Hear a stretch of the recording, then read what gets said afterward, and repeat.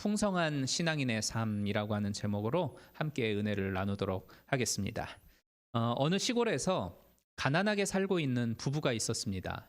한 번은 아내가 마켓에 갔다가 재미 삼아서 로또를 하나 샀는데 이 로또가 1등에 당첨이 돼가지고 거액을 받게 되어지는 놀라운 일이 발생한 거예요. 얼마나 기뻤겠습니까? 그런데 그 기쁨도 잠시 이 아내는 걱정이 되기 시작했어요. 왜냐하면 남편이 평소에 이 심장이 좋지를 않아가지고 약을 먹으면서 살았거든요. 근데 로또에 1등 됐다 그러면 갑자기 놀래가지고 심장마비를 일으키면 어떡하지? 하면서 염려되고 걱정이 된 거예요.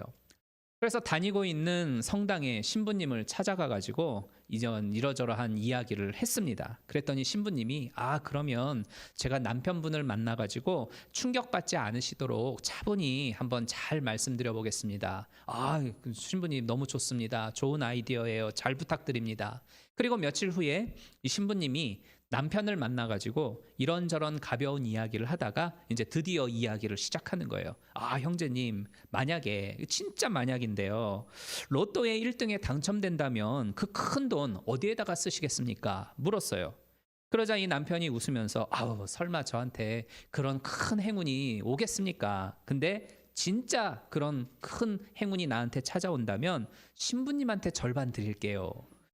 깜짝 놀란 신부님이 형제님 농담하지 마시라고 진짜 진지하게 한번 고민해 보세요. 사람 일이라고 하는 건 아무도 모르는 거 아닙니까? 그러자 이 남편이 다시 말해요.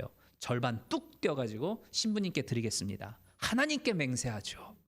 이 말을 들은 신부님이 충격받아서 심장마비로 죽었어요. 근데 이 이야기가 웃자고 만들어낸 이야기가 아니라 영국에서 있었던 실제 이야기예요. 정말 놀랍죠. 성도 여러분, 저는 놀라서 죽지 않을 자신이 있으니까 저한테는 오셔도 돼요. 네. 여러분, 우리는 모두가 물질적으로 더 풍요한 삶을 살아가기를 원해요. 그죠? 한 해 한 해 지나가면 갈수록 우리의 계좌가 늘어나기를 원하고 내가 처해 있는 환경이나 상황이 더 윤택하여지고 풍요롭게 되어지고 싶다라는 이 열망은 누구의 가슴 속에나 다 있어요. 그러니까 이런 욕구들이 있기 때문에 우리가 사업을 더 확장시켜 나아가고 직장 생활 열심히 하고 우리 자녀들 공부시키고 그렇게 막 부지런히 사는 거 아니겠습니까? 더 나은 부유함을 누리기 위해서. 성도들도 예외는 아니라는 겁니다. 조금 전에 말씀드렸던 그 로또 실화를 보세요. 물론 신부님들을 폄하하려고 하는 것은 아니지만 청렴한 신부님이라 할지라도 사람이기 때문에 조금 더 부유하게 살고 싶다라고 하는 이 인간의 기본 욕망은 다 가지고 있다는 것을 말씀드리고 싶은 거예요. 그러니까 하나님을 믿는 성도나 아니거나 별반 다를 바 없이 부유하게 살고자 하는 욕구는 우리 모두에게 있다는 거예요. 당연히 작년보다는 올해가 더 잘 사셔야 되죠. 하나님은 하나님의 백성이 세상에서 막 가난하고 궁색 떨면서 살아가는 걸 결코 원하지 않으세요. 성경을 보면 하나님이 그의 백성에게 복을 주실 때에는 영적인 복을 주시는 것뿐만이 아니라 물질적으로도 부자가 되는 그 복을 즐겁게 주시는 것을 우리는 성경에서 볼 수가 있어요. 따라서 돈 많이 벌고 부자가 돼서 예전보다도 내가 더 풍요로운 인생을 살아보겠다라는 생각을 가지고 부지런히 애쓰면서 살아가는 건 절대 나쁜 게 아니에요. 좋은 것이죠. 이 새해의 2023년을 통해서 여러분 모두에게 작년보다 더 부욕해 되는 하나님의 복이 임하기를 주님의 이름으로 축복합니다. 그렇지만 우리가 여기서 결코 놓쳐서는 안 되는 중요한 문제가 있어요. 그건 뭐냐면 세상에서 내가 예전보다 더 풍요롭게 살아가기를 원하는 열망이 있는 만큼 내 신앙도 내 영혼도 그만큼 부유하게 되어지기를 바라는가, 이 소망이 있는가, 이것을 따져야 한다는 겁니다.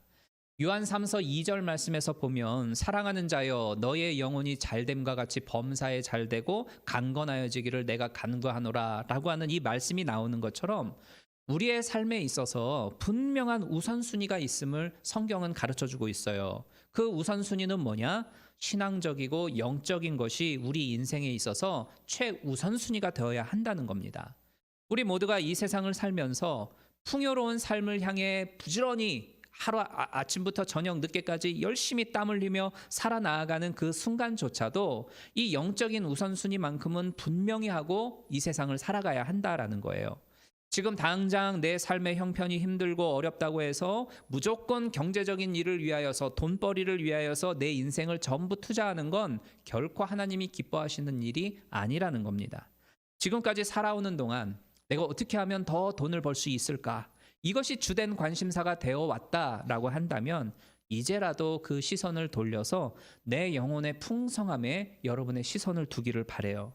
내 영혼이 얼마만큼 더 부요로워지고 있고 하나님을 더 알아가고 있고 하나님께로 한 걸음 더 가까이 다가가고 있는가, 이것을 우리의 최우선순위의 관심사로 두고 하루하루를 살아가야 한다라는 겁니다.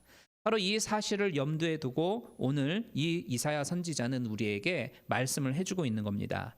19절 말씀에서 보면 우리가 이 세상을 살아갈 때에 신앙인으로서 더 부여로운 영적인 풍성함을 누리려고 한다면 지켜야 할 몇 가지 것들을 우리에게 가르쳐주고 있어요. 19절에서 보면 18절 말씀에서 보면 이런 말씀이 나오죠. 그러나 여호와께서 기다리시나니 이는 너희에게 은혜를 베풀려 하심이요 일어나시리니 이는 저희를 긍휼히 여기려 하심이라. 대저 여호와는 공의의 하나님이시라. 무릇 그를 기다리는 자는 복이 있도다.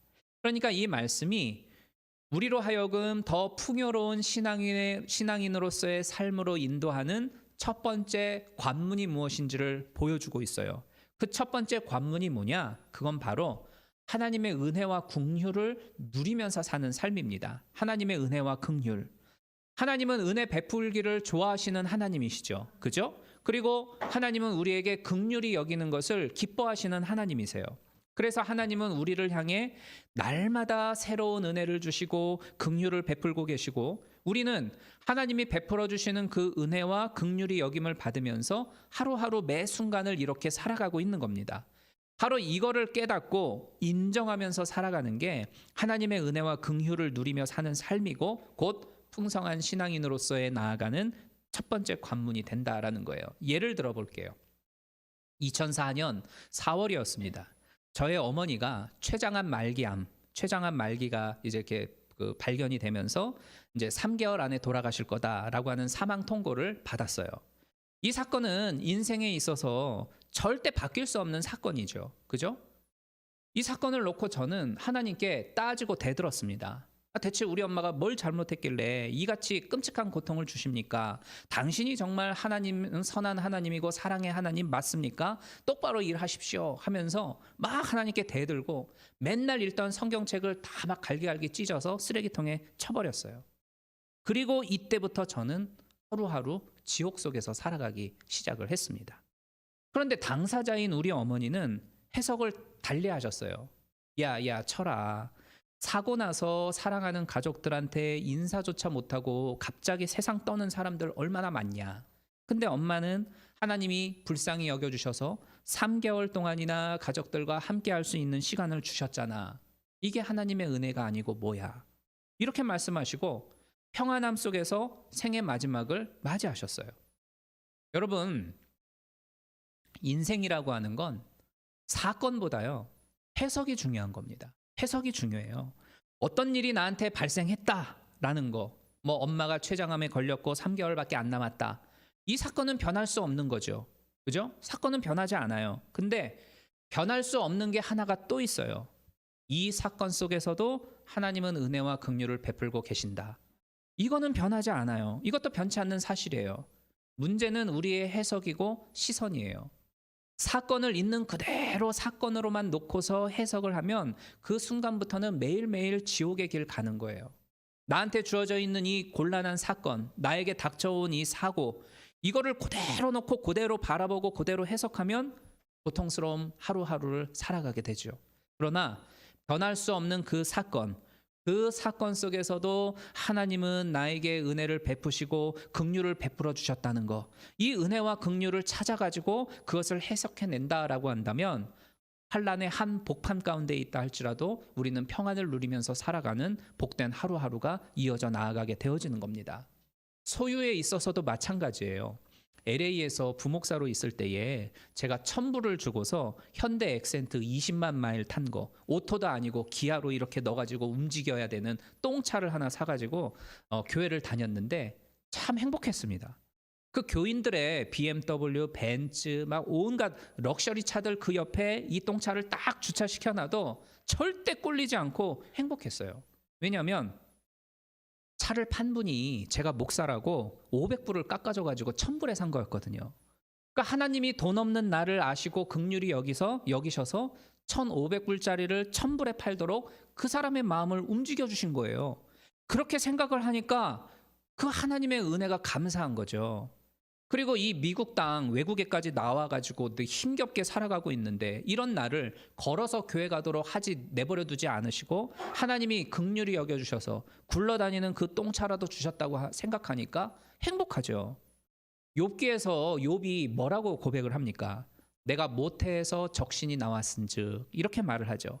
벌거벗은 채 엄마 몸에서 태어났다라는 건데 이게 무슨 말이에요? 땡전 하나라도 손에 쥐고 세상에 태어난 사람 아무도 없다라는 겁니다. 그런 우리들인데 지금 여러분들의 손을 한번 보세요. 쥐고 있고 갖고 있는 거 여러 가지지 않습니까? 자동차 키도 들고 있고 옷도 들고 있고 뭐 여러 가지 다 손에 쥐고 들고 있잖아요. 그러니까 빈손으로 태어난 나한테 하나님이 주신 은혜고 긍휼히 여기서 주신 선물이라는 거죠. 여러분, 내가 얼마만큼을 돈을 벌었고 더 값나는 것을 많이 소유했냐? 사실은 이것보다 그 소유를 향한 우리의 마음가짐과 해석이 더 중요한 거예요. 내 힘과 내 노력으로 이 모든 걸 다 얻었다라고 해석을 한다라고 하면 잘 벌을 때에는 교만해지고 못 벌게 되어지면 찌그러지는 거죠. 그죠? 그렇지만 하나님이 주신 은혜고 긍휼히 나를 여겨서 하나님이 주신 선물이라고 생각한다고 한다면 1000불짜리 똥차를 타고 다녀도 감사하고 100만불짜리 차를 타고 다닌다 할지라도 겸손함으로 하루하루를 누리면서 살아갈 수가 있게 되는 거예요. 하나님이 정말 원하시는 것이 무엇이겠습니까? 우리의 마음의 중심이에요. 고난스러운 그 사건 속에서도 하나님이 베풀어 주시는 은혜와 긍휼은 분명히 있거든요. 내가 불 속 가운데 걸어간다 할지라도 그 불 속에서 베풀어 주시는 은혜가 분명히 있고, 내가 큰 사고와 환난을 당했다 할지라도 그 속에서 나를 불쌍히 여겨주시는 하나님의 긍휼이 분명히 존재하고 있어요. 그거를 내가 찾아내고 그것으로 인하여서 발견해낼 때에 내 삶은 달라지는 겁니다. 가난하든 부유하든 내가 가지고 있는 그 소유가 하나님이 주신 은혜요 선물임을 고백할 줄 아는 마음이 우리의 인생을 변화시키는 거예요. 내가 어떤 상황과 환경 가운데에서 살아간다 할지라도 나한테 베풀어 주시는 하나님의 은혜와 긍휼이 있어요. 이건 절대 진리예요. 그러니 여러분들 이 한 해를 살아가는 동안 반드시 나한테 준 하나님의 은혜가 뭘까? 하나님이 그 고통 속에서도 베풀어 주신 그 긍휼이 무엇이었을까를 찾아내면서 감사하시기를 축복합니다. 그게 바로 나의 삶을 풍성하게 만드는 첫 번째 관문이 된다라는 것이죠. 그 다음 19절 말씀을 보면 시온에 거하며 예루살렘에 거하는 백성아, 너는 다시 통곡하지 않을 것이라. 그가 너의 부르짖는 소리를 인하여 너에게 은혜를 베푸시되 들으실 때에 너에게 응답하시리라. 그러니까 영혼의 풍성함을 누리면서 삶을 살아가기를 원하는 분들을 향해서 19절에서는 시온에 거하는 삶, 예루살렘에 거하는 백성, 즉 교회를 가까이 하는 삶에 대해 우리에게 소개를 시켜주고 있어요. 여러분, 교회 하면 여러분들은 어떤 생각이 드십니까? 교회. 저는 교회 하면 이러저러한 것 다 빼놓고 그냥 참 교회는 좋은 곳이지 이런 생각이 들어요. 교회는 참 좋은 곳이야. 교회를 오면 하나님의 손길을 느낄 수 있어서 좋고, 교회에 오면 하나님이 나를 이렇게 품어주시는 것 같아서 참 따스하고 좋아요. 또 어디 그뿐입니까? 교회에 오면 내가 사랑하고 좋아하는 성도들을 만날 수가 있어서 좋고, 그들과 함께 예배드리고 신앙생활 할 수 있음이 좋죠. 그러니까 이 이외에도 교회에 오면 참 교회 좋다라고 하는 생각하게끔 만드는 여러 가지 것들이 우리에게 존재할 수 있어요. 그런데 조금 전에 봉독한 이 19절 말씀을 보면 이사야 선지자는 우리가 이 교회를 가까이 할 때에 누릴 수 있는 가장 최고의 유익이 무엇인지를 분명하게 가르쳐주고 있어요. 그건 뭐냐면 부르짖어 기도하는 것입니다. 기도는요, 정말이지 우리의 신앙의 삶에 있어서 강조하고 또 강조해도 부족함이 있는 게 바로 이 기도예요. 기도라고 하는 것만큼은 나는 진짜 기도 많이 했어. 나는 이제 안 해도 충분해. 이렇게 말을 할 수가 없는 게 기도예요. 날이 가면 날이 갈수록, 그리고 내 신앙의 연륜이 한 해가 가고 한 해가 가면 갈수록 더 힘써야 할 게 바로 이 기도입니다. 그리고 특별히 교회를 가까이 하면서 교회에서 기도하는 사람은 더 풍성한 신앙인으로서의 삶을 살아갈 수가 있게 돼요. 그렇게 살아갈 수밖에 없습니다. 왜냐하면 하나님의 성전에는 하나님께서 친히 맹세하신 약속이라고 하는 게 존재하기 때문이에요. 열왕기상 9장 3절을 보면 성전을 건축하고 봉헌을 하는 솔로몬에게 하나님이 나타나셔서 이런 말씀을 하죠. 내가 너의 건축한 이 전을 거룩하게 구별하여 나의 이름을 영영히 그곳에 두고 나의 눈과 나의 마음이 항상 거기에 있으리라. 이렇게 말씀을 하는 하나님의 약속이 등장해요. 이 약속의 말씀은 오늘날 우리 교회에도 동일하게 역사하는 줄로 믿습니다. 바로 그래요. 우리가 섬기는 이 보이지 않는 침례교회, 우리 교회는 하나님께서 자기의 이름을 걸고 영영히 내가 이곳에 머물겠다 약속하신 거룩한 장소예요. 하나님의 관심의 대상이고 하나님께서 귀를 기울이고 마음을 온통 쏟으시는 곳이 바로 우리 교회라는 사실입니다. 그러니 여러분, 성전에 나와서 기도하기를 힘쓰십시오. 다시 본문 이 19절 말씀을 보면 하나님께서는 성전에서 드리는 그 기도를 들으시고 응답하겠다고 분명히 똑똑히 말씀하고 있어요. 저는 기도하는 걸 좋아하는 사람입니다. 그래서 고등학생 때부터, 어렸을 때부터 금식기도, 철야기도, 산기도, 통성기도, 온갖 기도를 집중했던 사람 중에 한 사람이에요. 그러다 보니까 가깝게 어울리며 지내는 사람도 역시 기도하는 사람들이었었어요. 그런데 기도 많이 하고 기도하기를 즐겨하는 분들의 말들을 들어보면 공통적으로 하는 이야기가 있어요. 그 공통적인 이야기는 뭐냐? 교회 나와서 기도하는 거하고 아닌 거하고 분명히 결과가 틀리다. 이 이야기예요. 성전에서 기도하는 게 훨씬 더 능력 있다는 거죠. 물론 여러분이 집에서 기도하고 직장에서 기도하고 머무는 처소에서 기도하는 것도 하나님이 들으시고 응답하시지만 분명히 교회 나와 기도하는 그 성전에서의 기도는 더 파워풀합니다. 지금껏 기도 생활 해온 저도 이게 전적으로 맞다고 확신을 해요. 나의 눈과 나의 마음이 항상 거기 있으리라. 하나님의 눈과 하나님의 마음이 항상 있는 거기가 어디입니까? 교회, 하나님의 성전이에요. 다른 데가 아닌 이곳에서의 기도를 하면 하나님은 분명히 삶 속에서 개입하시고 간섭하세요. 교회에 나오셨을 때에 무엇보다도 가장 먼저 집중할 것은 기도입니다. 교회에 오셔서 제일 먼저 기도부터 시작하십시오. 그 기도가 우리의 인생을 변화시키고 내 삶을 더욱더 부유하게 만들어줍니다. 일주일 만에 만나 뵙는 반가운 분들 많이 있으니까 얼마나 반가워요. 인사도 하고 그간에 밀렸던 이야기도 하고 온갖 수다들도 떨 수 있겠지만 제일 중요한 것은 하나님께 기도하십시오. 그 기도가 우리 인생을 더욱더 풍요롭게 만들어줍니다. 우리가 아무리 애를 써서 해결하려고 해도 풀려지지 않는 수많은 어려운 문제들이 성전에서 기도할 때에 하나님이 기적을 열어주시는 것을 우리는 체험할 수가 있게 돼요. 이러한 은혜가 임하기를 주님의 이름으로 축원합니다. 말씀을 마무리하겠습니다. 여러분, 풍요롭고 풍성한 신앙인으로서의 삶을 살아가기를 아마 누구나 원하실 겁니다. 나는 그냥 메마른 바짝 마른 심령으로 신앙생활하고 싶어, 이런 분은 아무도 없을 거예요. 이런 소원을 가지고 있는 우리들이라고 한다면 오늘 본문 말씀을 꼭 기억하시고 이 새해를 시작해 나아가시기를 바랍니다. 첫 번째는 매일매일 나한테 주시는 하나님의 은혜와 긍휼이 있어요. 내가 환난 속에 처박혀 있다 할지라도, 내가 극심한 고통 속에 있다 할지라도 절대 하나님은 나를 팽개쳐 두신 것이 아니라 그 속에서도 은혜를 주고 계시고 긍휼히 나를 여겨주고 계세요. 분명히 존재해요. 문제는 그것을 내가 찾아내느냐 아니면은 매일같이 발견해내느냐입니다. 그 은혜와 그 긍휼을 매일같이 매 순간마다 발견해내서 감사하시기를 바랍니다. 그리고 하나님의 성전인 교회를 가까이 하면서 성전에서 기도하는 일에 온 마음을 다하십시오. 우리가 그렇게 산다라고 한다면 하나님은 분명히 우리들의 삶 속에 풍성하고도 더욱더 풍요로운 열매들을 충만하게 맺도록 역사해 주십니다. 이러한 복을 받아 누리는 2023년이 다 되시기를 주님의 이름으로 축복합니다.